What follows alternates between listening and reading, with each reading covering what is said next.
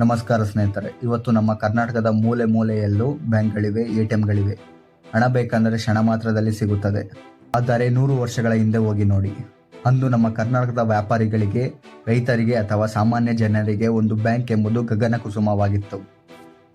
ನಾವು ಸಂಪಾದಿಸಿದ ಹಣವನ್ನು ಇಡಲು ಅಥವಾ ನಮಗೆ ಬೇಕಾದ ಸಾಲವನ್ನು ಪಡೆಯಲು ಬ್ರಿಟಿಷರ ಹಿಡಿತದಲ್ಲಿದ್ದ ಮದ್ರಾಸ್ ಬ್ಯಾಂಕ್ ಮುಂದೆ ಕೈಚಾಚಬೇಕಾಗಿತ್ತು. ಬ್ರಿಟಿಷರು ಕನ್ನಡಿಗರನ್ನು 2ನೇ ದರ್ಜೆಯ ನಾಗರಿಕರಂತೆ ನಡೆಸುತ್ತಿದ್ದರು. ನಮ್ಮ ಹಣಕ್ಕೆ ನಾವೇ ಯಜಮಾನರಾಗಿರಲಿಲ್ಲ. ಇಂತಹ ಕಾಲದಲ್ಲಿ ಒಬ್ಬ ವ್ಯಕ್ತಿ ಮೈಸೂರು ಸಂಸ್ಥಾನದ ದಿವಾನರಾಗಿ ಅಧಿಕಾರ ವಹಿಸಿಕೊಂಡರು. ಇವರು ಕೇವಲ ಇಂಜಿನಿಯರ್ ಆಗಿರಲಿಲ್ಲ, ಅವರು ಭಾರತದ ಆರ್ಥಿಕ ಸ್ವಾವಲಂಬನೆಯ ಕನಸುಗಾರರಾಗಿದ್ದರು. ಇವರೇ ನಮ್ಮ ಹೆಮ್ಮೆಯ ಸರ್ ಎಂ ವಿಶ್ವೇಶ್ವರಯ್ಯರವರು. ಕೈಗಾರೀಕರಣ ಇಲ್ಲವೇ ನಾಶ ಎಂದು ಅವರು ನೀಡಿದ ಕರೆ ಇಡೀ ಭಾರತದ ಆರ್ಥಿಕತೆಯ ಹಾದಿಯನ್ನೇ ಬದಲಾಯಿಸಿತು.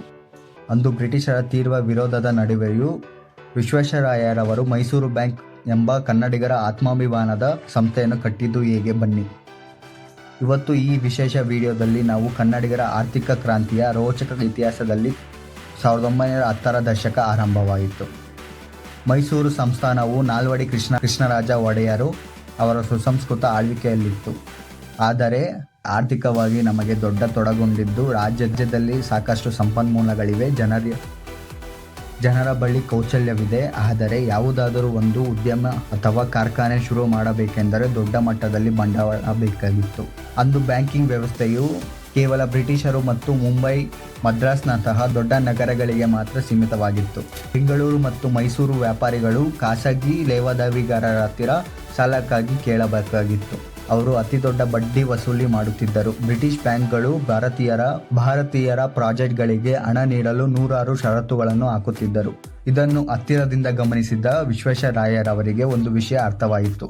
ನಮ್ಮ ರಾಜ್ಯದ ಅಭಿವೃದ್ಧಿ ಬೇಕಾದರೆ ನಮ್ಮದೇ ಆದ ಒಂದು ಬ್ಯಾಂಕಿಂಗ್ ವ್ಯವಸ್ಥೆ ಇರಬೇಕು. ರೈತರ ಹಣವು ರಾಜ್ಯದ ಕೈಗಾರಿಕೆಗಳಿಗೆ ಬಳಕೆಯಾಗಬೇಕು ಮತ್ತು ಆ ಹಣ ಕೈಗಾರಿಕೆಗಳು ನೀಡುವ ಲಾಭ ರೈತರಿಗೆ ತಲುಪಬೇಕು. ಈ ಆರ್ಥಿಕ ಸರಪಳಿಯನ್ನು ನಿರ್ಮಿಸಲು ಅವರು ಮೈಸೂರು ಬ್ಯಾಂಕ್ ಸ್ಥಾಪನೆಯ ಕನಸು ಕಂಡರು. ಮೈಸೂರು ಬ್ಯಾಂಕ್ ಸಂಸ್ಥೆಯ ಪ್ರಸ್ತಾವನೆಯನ್ನು ಬ್ರಿಟಿಷರ ಮುಂದೆ ಇಟ್ಟಿದ್ದಾಗ ಅವರು ನಕ್ಕಿದರು. ಕನ್ನಡಿಗರಿಗೆ ಬ್ಯಾಂಕ್ ನಡೆಸುವ ಅನುಭವವಿಲ್ಲ, ಜನರಿಗೆ ವ್ಯವಹಾರದ ಜ್ಞಾನವಿಲ್ಲ, ಈ ಬ್ಯಾಂಕ್ ಕೇವಲ ದಿನಗಳಲ್ಲಿ ಮುಳುಗಿ ಹೋಗುತ್ತದೆ ಎಂದು ಬ್ರಿಟಿಷ್ ಪ್ರೆಸಿಡೆಂಟರು ಲೇವಡಿ ಮಾಡಿದರು. ಅಷ್ಟೇ ಅಲ್ಲದೆ ಅಂದು ಭಾರತದ ಕೆಲವು ಬ್ಯಾಂಕ್ಗಳು ವಿಫಲವಾಗಿದ್ದ ಉದಾಹರಣೆಗಳನ್ನು ನೀಡಿ ವಿಶ್ವೇಶ್ವರಯ್ಯರವರನ್ನು ಎದುರಿಸಲು ಪ್ರಯತ್ನಿಸುತ್ತಿದ್ದರು. ಆದರೆ ವಿಶ್ವೇಶ್ವರಯ್ಯರವರು ಸಾಮಾನ್ಯ ವ್ಯಕ್ತಿ ಆಗಿರಲಿಲ್ಲ. ಅವರಿಗೆ ಅಂಕಿ ಅಂಶಗಳ ಬಗ್ಗೆ ತಿಳಿದಿತ್ತು. ಅವರು ಜಪಾನ್ ಮತ್ತು ಅಮೆರಿಕ, ಯುರೋಪ್ ದೇಶಗಳಂತಹ ಅಲ್ಲಿನ ಆರ್ಥಿಕ ವ್ಯವಸ್ಥೆಯನ್ನು ಅಭ್ಯಸಿಸಿದ್ದರು. ಬ್ಯಾಂಕ್ ಇಲ್ಲದಿದ್ದರೆ ನಾವು ಬ್ರಿಟಿಷರ ಆರ್ಥಿಕ ಗುಲಾಮರಾಗುತ್ತೇವೆ ಎಂದು ಅವರ ಮಹಾರಾಜರು ನಾಲ್ವಡಿ ಕೃಷ್ಣರಾಜ ಒಡೆಯರ್ ಹತ್ತಿರ ಮನವರಿಕೆ ಮಾಡಿಕೊಂಡರು. ಕೊನೆಗೂ ಮಹಾರಾಜರ ಬೆಂಬಲದೊಂದಿಗೆ ಮೇ 19, 1913ರಂದು the bank of Mysore limited ಜನ್ಮ ತಾಳಿತು.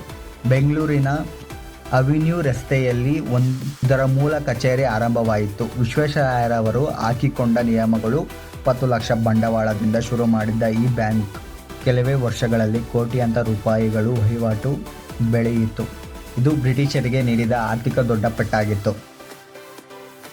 ಮೈಸೂರು ಬ್ಯಾಂಕ್ ಸ್ಥಾಪನೆಯಾದ ನಂತರ ವಿಶ್ವೇಶ್ವರಯ್ಯರವರ ಅಸಲಿ ಆಟ ಶುರು ಮಾಡಿದರು. ಬ್ಯಾಂಕ್ನಲ್ಲಿದ್ದ ಹಣವನ್ನು ಅವರು ಕೇವಲ ಸಾಲ ನೀಡಲು ಬಳಸದೆ ಬದಲಾಗಿ ರಾಜ್ಯದ ಆಸ್ತಿಯನ್ನು ಹೆಚ್ಚಿಸಲು ಬಳಸಿದರು.